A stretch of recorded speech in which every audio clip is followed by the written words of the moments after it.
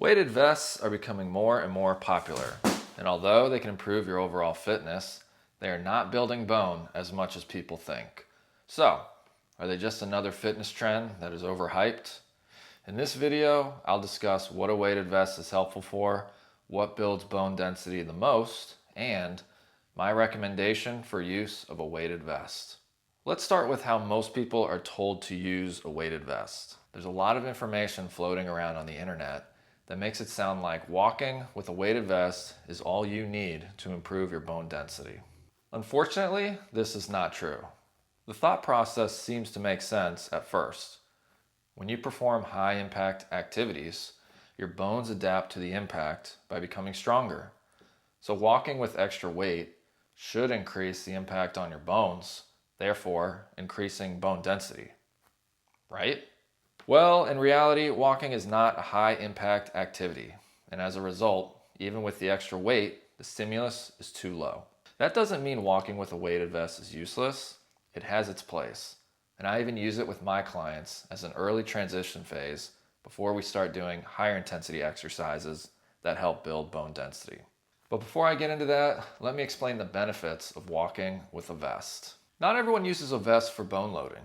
Weighted vests can be a passive way to increase the difficulty of walking, resulting in a greater workout for your muscles, cardiovascular system, and even improved balance.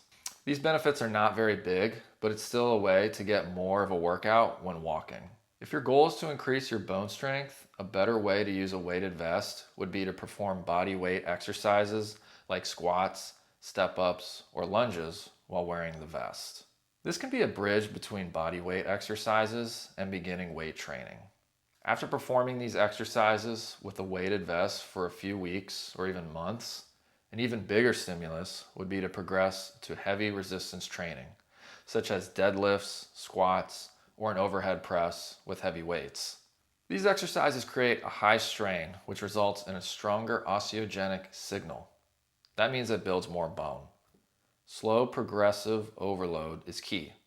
I wouldn't recommend jumping straight into heavy weight because you could easily injure yourself. It's important to start light and slowly work your way up with good form. Working with a personal trainer or physical therapist to guide you and progress you is highly recommended. Another way to build bone is through impact training. Hopping or jumping has been shown in research to have larger effects on increasing bone density than walking with a weighted vest. Even small impacts can be powerful if progressed correctly, and again, these exercises are more advanced and not a good place for everyone to start.